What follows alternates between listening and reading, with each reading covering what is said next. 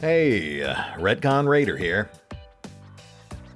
Man, it has been a while since the last time we did one of these retros, hasn't it? Now that we're heading into my 4th year on YouTube, I kind of made the conscious decision to do these updates a little less frequently, because, let's be honest here, a lot of the things that are interesting to talk about the first time around just kind of become business as usual after the first couple of times that they happen. Case in point, we are just coming off of December and January, which were both slower months. There's really not a lot else to say there. It's not like I can really pretend it's a big surprise or a disappointment or anything, because we already know that this is the pattern on YouTube. It's your standard winter slump. Viewer engagement and ad revenue just tend to drop off around the holidays, and then start picking up again once you get into the new year. Honestly, it would have been more worth talking about if we had somehow defied that trend, and had a really successful December or January. Sadly, that is not the case, but again, I can't really pretend to be sad or disappointed, because after going through this 3 times before, I already knew what to expect. That said, things really did pick up in February. Obviously, the biggest contributing factor there is the Wrath of the Righteous beta, which again, I knew was going to be in high demand. I will say the one big thing I wasn't sure about was just how successful the series would be. I mean, the original Kingmaker beta series is one of my most successful series of all time, but at the same time, I recognize that it also benefited from some pretty unique circumstances, ones that simply weren't going to apply when it came to the Wrath beta. So, with that in mind, how did Wrath end up doing? Well, all things considered, not that bad. I mean, it could have definitely been better, but I knew going into this that there was going to be a lot more competition when it came to vying for viewer engagement and ad revenue. With Kingmaker, we only really had like 3 content creators who were consistently putting out content. It was me, the official channel, and Spidey1981, I think. With Wrath, though, we've got what feels like dozens of other content creators all vying for a piece of the pie, including some of the biggest names in our specific niche of the YouTube gaming category. While we definitely saw a pretty substantial spike in the numbers from January to February, it's nowhere near as dramatic as some of our previous unexpected successes. Projects like the Kingmaker beta, Darkest Dungeon, Fallout Van Buren, and the early Phoenix Point stuff. Those all had 1 or more videos that ended up hitting a 6-digit view count. That's a feat I rarely accomplish, and one that I am hard-pressed to repeat with any of my newer series. But at the end of the day, we're looking at about 30,000 views on the first episode of my Wrath beta series, as well as a little under 1,000 new subscribers who were brought in by the series. Perhaps not as ridiculous as I would have liked, but still some very solid numbers, at least for a smaller channel like mine. Plus, I've thoroughly enjoyed playing the game so far, which is always a nice plus. Now, given that we are into a new year, there are plenty of things I could talk about, but let's keep this one simple. Let's bring up the last couple of months' worth of interest polls, and we'll go down the list. Chatter about some of the more prominent games I've currently got my eye on, as well as a few of our older projects, and some relative unknowns that I would not mind touching on in the future. Obviously, right up at the top of the list, we've got the Wrath of the Righteous beta, which we've already kind of talked about, but I suppose there are a couple of other things I wouldn't mind going over. First of all, yes, I am aware that there are some people who are disappointed with the pacing. I will say I went into episode 7 knowing that we were looking at a couple of hours worth of dialogue, and it turns out I slightly underestimated. We actually had about 2.5. I knew there were going to be some people who wouldn't like that, but I also felt it was all interesting and important content, stuff that I really didn't want to skip. I made a conscious effort to include it all, but to jam through it relatively quickly. I want to say that we got all 3 episodes out in just 5 days, which is actually absurdly quick compared to my usual lackadaisical release schedule. I even capped it off with an extra 4th unplanned action-oriented episode, just to help satiate the folks who were frustrated by all that dialogue. But for some folks it was too little, too late. And you know what? That's fine. I get it. Seriously, I don't take it personally. I do understand. However, at the same time, I should really stress that in the ocean that is YouTube, I'm a pretty small fish, especially when it comes to a higher profile project like this one that has so many bigger fish circling it. The things that really set me apart from a lot of the other content creators in my specific niche are my, let's call it a unique voice, as well as my slow and plodding presentation style, my attention to detail, and my tendency to get absolutely fixated on what I consider fascinating bits of lore. I don't like to rush or actively compete with other content creators just to show off all the content first. I like to kick back and take my time to fully immerse myself in everything that a game has to offer. In a game like Wrath, I really feel like the dialogue and intricately woven narrative is a huge part of the overall experience, and that honestly is what kept me coming back to Kingmaker. In fact, it's the reason I still plan on finishing Kingmaker at some point, hopefully this year. I just need to find like 300 spare hours to make the 60 or so episodes that it would take to actually wrap the series. Oh, plus whatever it takes to finish Varnhold's Lot.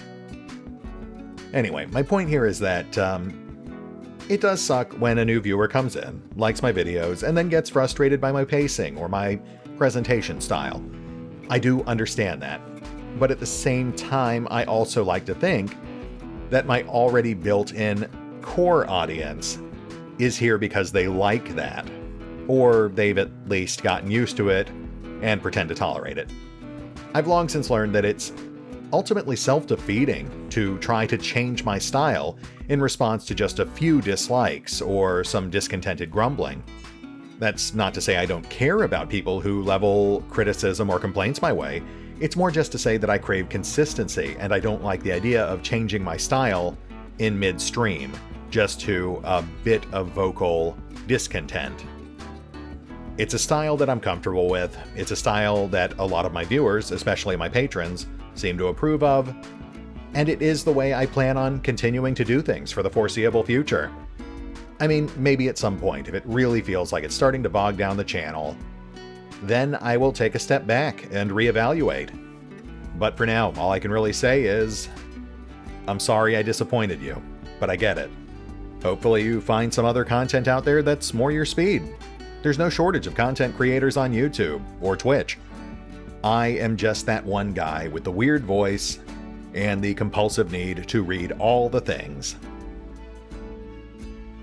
At any rate, the other thing I wanted to mention with Wrath is that we've got an almost absurd amount of content to explore in the current beta build. From what I understand, we can go all the way through to the end of Act 3, and that's something like 50 episodes worth of content. I honestly don't know if I'm going to go all the way through it, especially since it starts getting pretty buggy once you hit Act 3. But I will continue to explore the content with you, as long as the analytics and the polls seem to indicate that people are still into it. I will, however, note that that does bring up a separate issue, namely the longer I go into a beta or early access series, at least when it comes to these fairly linear story-driven games, the harder it is for me to gain traction when I revisit the game for a full post-launch series. There are understandably a lot of people who don't want to watch me rehash the same content, even if it's a bit more polished and with a new character. There are a few possible solutions there. Obviously, the easiest one is to just stop playing the beta at a certain point. We can also do what I'm basically doing with Solasta and play through a certain chunk of the content, maybe the first act or the first 2 acts, and then essentially try to recreate that progress off-screen once the launch build is available. That would theoretically let me continue Creed's adventure post-launch, but would come with the risk of missing potential story content that hasn't been finished or fully implemented in the current beta. The other main option, and the one that I think I might actually be favoring, is restarting once we have access to the full launch build, but doing it with a character that is starkly different from Creed. Creed is, in many ways, essentially my baseline kind of character in most RPGs. He's your basic, chaotic good diplomat who tries to keep everyone happy, and sometimes fails. Restarting with something like a true neutral Aeon or a lawful evil Lich could result in some very different content to explore, even if it did require us to retread some familiar territory. Beyond that, we also have Solasta, which is over for the moment. We officially wrapped up the short-run early access series with episode 19 last week. As I just said though, we will be resuming with episode 20 once the full launch build is available in another 6 or 8 months. My current plan is to stick with the party that we've all gotten used to, Yvreth, Henrik, Istvan, and Sir, though I might make a few tweaks here and there, but otherwise I'm hoping that it will be a fairly seamless transition.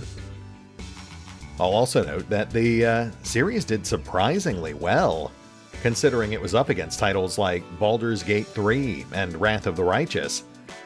It got some pretty respectable numbers from start to finish, and even maintained pretty solid engagement levels right up until the final episode, where it was still holding steady with roughly 1,500 views per. To put that in perspective, I generally consider a series to be getting into cancellation territory once the initial view count per episode starts dipping below 1,000. That's a range that games like Gears Tactics and XCOM Chimera Squad were just starting to hit as we were getting ready to wrap up the series, so they were right on the cusp of overstaying their welcome. But Solasta stayed well above that threshold. It's also maintaining a pretty solid foothold on my current viewer interest polls, which certainly doesn't hurt. In fact, it is currently rivaling Wrath for first place, 2 months in a row. That pretty much guarantees that we will be returning to Solasta once there is more content for us to explore. After that, we've got Darkest Dungeon 2, which at the moment is a pretty big question mark. Aside from the original teaser trailer from like half a year ago, I don't think we've really heard much about it. We do know, however, that it's hitting a limited early access launch sometime in Q3, so I have to imagine that we'll be hearing a lot more about it during the lead up to that nebulous launch date. I'd also give it about 50-50 odds that it will end up being pushed back, so we'll see.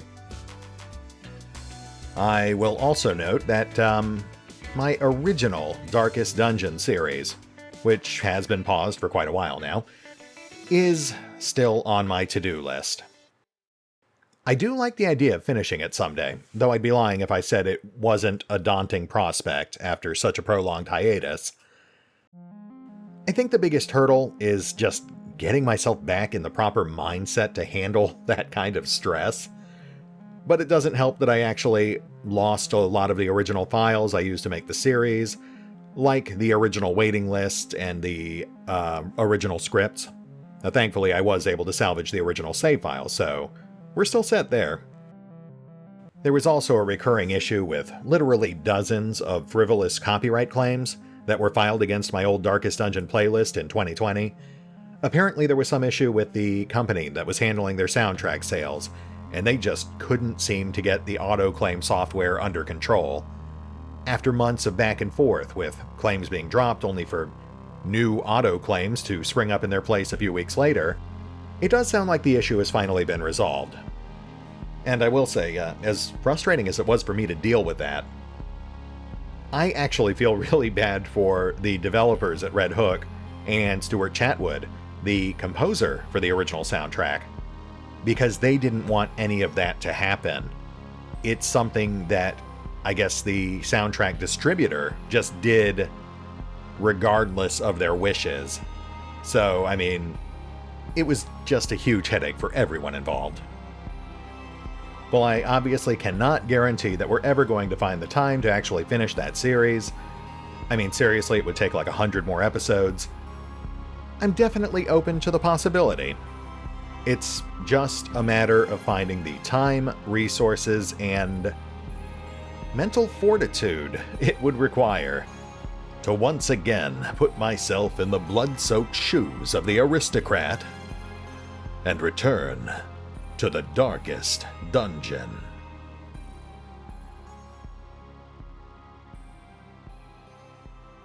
Continuing on down the list, we've got Pathfinder Kingmaker, another title that still has some pretty consistent demand. In fact, it's actually started creeping back up the list over the past couple of polls, due, I'm sure, to the recent spate of D&D and Pathfinder-based RPGs that we've been playing. Again, that is a series I'd love to get back to. I would actually say that playing Wrath has made me even more eager to return to Kingmaker. We're only about halfway through the series, so it would take us about 60 more episodes to actually finish the campaign, but that is the sort of game that I think is varied enough that it would be able to stay pretty consistently interesting all the way through. My original plan was actually to jump back into Kingmaker right after we wrap things up with Solasta and Wasteland 3. But, ironically, I'm actually having second thoughts about that because we're just getting into Wrath. Personally, I wouldn't mind doing both games simultaneously, but I do have concerns about potentially alienating the part of my audience that just doesn't care about Pathfinder, or story-driven CRPGs in general. It is important to note that there is a sizable chunk of my audience that actually prefers to see me play turn-based tactical games, and we just haven't had a lot of those lately. Not since Chimera Squad, I think, was the last one. And let's be honest, that was kind of a cakewalk. It's not an immediate issue, because obviously we've still got like 20 more episodes of Wasteland 3 to get through before we're going to have another open slot to play with in the production schedule. I guess we'll really just have to see where we are in March or so, once we've officially wrapped things up with Wasteland 3. After that, we get into a lot of smaller titles like Adam RPG, Trudograd, Encased, Colony Ship, even Stygian, that's still hanging in there. And those are all games that I would love to make time for, but I don't really want to get back into them until I've knocked out at least a couple of our other already ongoing projects. The same goes for my Fallout Van Buren videos, a series which has actually seen a pretty significant surge in interest lately, I'm assuming due to rumors about a potential sequel to Fallout New Vegas. Unsubstantiated, I'm afraid, don't get your hopes up. Much like with Darkest Dungeon, that's another series that I keep meaning to get back to as time and resources allow. And pretty much exactly like Darkest Dungeon, the big thing holding me back is the loss of my original notes. Something that I could work around, though it would take a lot of extra time. As well as the screaming urge to just completely redo the series better every time I try to rewatch those early episodes. I'm gonna be frank, I don't like the audio quality and a lot of the editing on my original Van Buren videos. It annoys me. Every time I start trying to get myself hyped up to resume work on the series, I find myself getting sidetracked thinking about how I could remake those first 30-something videos to make them more watchable, more consistent with my current style. I'm also not gonna lie, Fallout 76 really took a lot of the wind out of my sails. It's not a coincidence that my last episode was right before Fallout 76 came out. But who knows? Maybe if it turns out that they are looking at handing off the reins and letting Obsidian make another Fallout game, or even if Bethesda can manage to at least crank out a decent Fallout game, that'd be just the push I need to officially rekindle my interest in rebuilding my notes, recollecting all the visual assets, and finally analyzing the last few documents we had on our list. I was actually really keen on talking about the Grand Canyon, too. They never actually released a design document about that one, but there's a surprising amount of information floating around about it. You know, maybe I'll just set that aside as a potential standalone project. I'll have to give that some thought. Anyway, we are running a bit long here, so we should probably start winding things down. Real quick, I will note that I have been jonesing for a proper squad-based tactical game lately.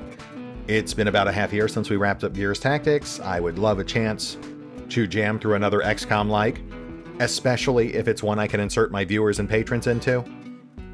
Sadly, we just don't have anything really big on the horizon as far as those sorts of games go. I mean, there is some demand for a potential series about Xenonauts 2, and that game is hitting a limited open beta launch in March. But that won't be a complete beatable version of the game. Good for a couple of episodes maybe, but not for a whole series. Short of Firaxis suddenly announcing a new XCOM, I think our best bet in that regard is likely to be the Year 1 edition of Phoenix Point, but not until after the Festering Skies expansion comes out. No ETA on that one just yet. I do also have my eye on Cyberknight's Flashpoint, which is supposed to be hitting its backer alpha launch sometime in Q2. That is a game I actually find myself looking more and more forward to, because the concept sounds great, and I have a lot of faith in the developers. My one big concern there is, of course, that, again, this will be an alpha release. So again, not really a complete and beatable version of the game. Good for a few highlight reels maybe, but probably not for a series. Still, that is something to keep an eye on as we get closer to the backer beta, which I think is now slated for Q4. Oh, and I just realized I haven't really talked about Baldur's Gate 3 either. Demand on that one has been very inconsistent lately. It's fluctuating all over the place. And while I have been keeping an eye on the latest patches and updates, I'm not sure if we're going to pick that one back up until it hits full launch. Don't get me wrong, it's a gorgeous game, but it just didn't grab me as strongly as Wrath or Solasta did. Maybe it's something about the way they're handling the beta, or maybe it's just the fast and loose adaptation of the D&D 5e rule set that they're using. Whatever it is, while I do want to eventually run through a full campaign, possibly with a Luthen, possibly with a completely new character, I might just wait until the game is finished before I actually do that. However, I will continue to monitor the game's development as well as the perceived demand, and I will reevaluate whenever we wrap up one of our other ongoing series.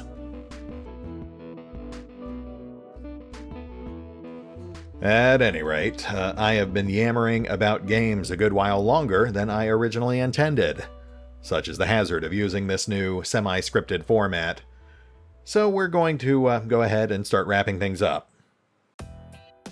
One final note, I will say that another exciting development over the past few months is that I finally got a new camera. I mean, technically it's a cell phone, but I'm going to be brutally honest here and say that in the time I've had it, I have used it to make approximately 0 phone calls. I have, however, also used it to send and receive about a dozen texts, and to take no less than 40 pictures and video clips of my cats, doing assorted cat stuff. You may have already noticed that, because I have been sprinkling them pretty generously into a lot of my recent videos. Not to mention over on the official Retcon Raider Discord server, which I do often forget to mention exists. A link in the description. Regardless, I would like to thank you all for your continued support. As always, every single view, comment, like, or subscription you send my way helps the channel grow. Technically, so do the dislikes, but I don't want to encourage you to leave those. I'm also going to say that they don't really hurt my feelings or anything. I know it might not feel like much individually, but all that stuff really does add up over time. That much is evident by the simple fact that after doing this for about 3.5 years, we are finally closing in on 20,000 subscribers. I'll also note that While the channel is not yet successful enough to really rely on it as a full-time job, it is successful enough to at least cover a lot of my monthly overhead. I do still have to pursue other non-YouTube related work to make ends meet from one month to the next, but I'll tell you, being able to lean on these videos for some extra financial support is vastly superior to my previous career as a full-time customer service drone. That is not something that I miss doing. Oh, and of course I would also like to give special thanks to the Raiders, the fine folks who help make all these videos possible. It's thanks to them that I can continue spending so much of my spare time working on a lot of these more ambitious video projects, instead of having to spend the bulk of my time doing boring stuff like looking for another job. I know that different Raiders will come and go as I switch from one project to the next, and you know what, that's fine. I don't expect anyone to help support the channel forever. But past, present, or future, I will always be grateful for every single Raider's support. That said, special thanks to the honorary Raiders who are active in December, January, and what the heck, let's toss February in there too. We're basically at the end of the month anyway.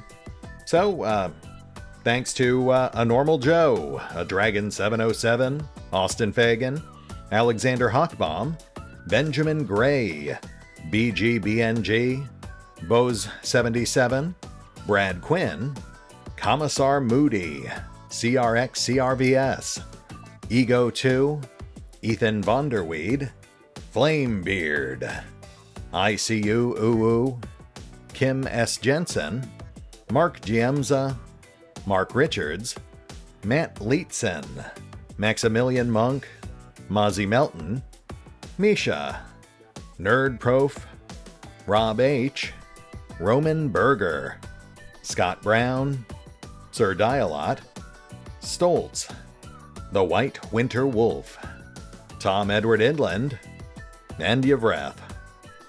And extra special thanks to the veteran Raiders from December, January, and February: AdriRaven, Alois, Andrew Steele, Ash, Drakiith, Eric Teichmiller, Exsellsior, James Trimmier, Jace Orcblood, Lady Shayna, Laura and Mike, Leroynukenson, Loolaloo, Læknishendr, Nod Goblin Nico, Yolo Conte, Optimal 2, Peter B. Gajda, Raximus Prime, Terry Williams, The Link King, The Book Thief, TK16151, Thomas Pietkowski, Vertigo 322, Victoria Babenko, and Woe77. And of course, special mention and infinite thanks to the impressively growing roster of Raider Lords and Captains: Revenant, Anerdinwarpaint, Antonio Hernandez, Icestormshadow, Matthew Holmquist, Michael Konz, Nathan Welch Jr., and Valinrook. Seriously guys, I am amazed at the amount of support you are sending my way.